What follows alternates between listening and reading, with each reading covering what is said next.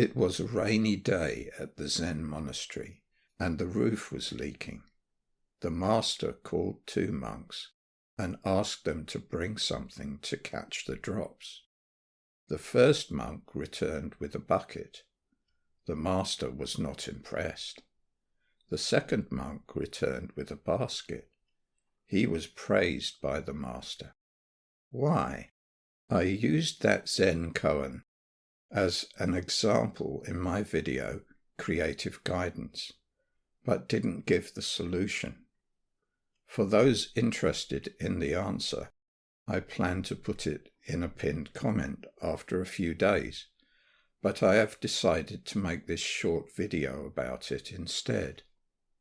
The answer is simply that the master asked for something that would catch the drops, but didn't say that the thing should keep them. The bucket and basket would both catch the drops, but the bucket would keep them. As I said in Creative Guidance, I once presented the solution to a couple of people, and they argued with me that the answer was not the answer. That is not hard to understand, because it seems absurd that anyone would prefer a basket over a bucket when they have a leaking roof.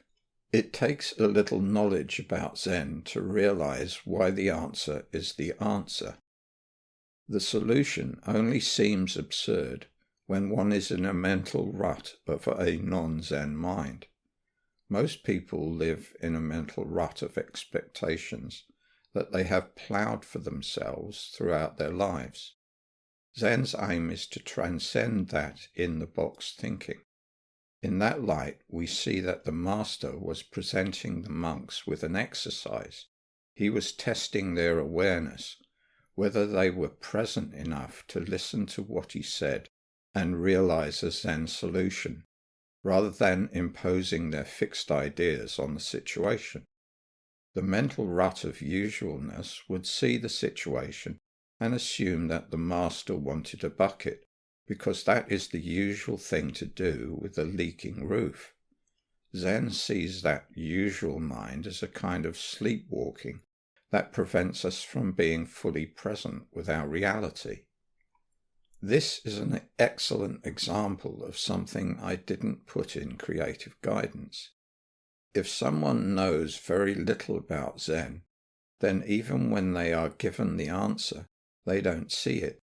I did add a little clue in the video, saying that if I were Creative Guidance, I would have given the 48th hexagram of the I Ching, Ching the well, with the changing line about the broken leaky jug.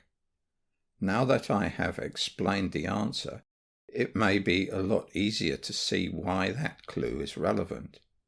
It resonates because a leaky jug is like a basket in that it catches drops but doesn't keep them.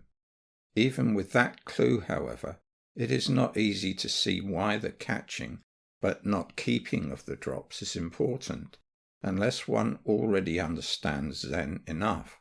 Similarly, when we create koans for ourselves by tuning into our emerging questions, we sometimes get clues that are difficult to understand because their resonance doesn't take us the whole way to a realization. Perhaps the mental leap is too big, or there may be an apparent ambiguity, and it is hard to decide which possible answer is correct.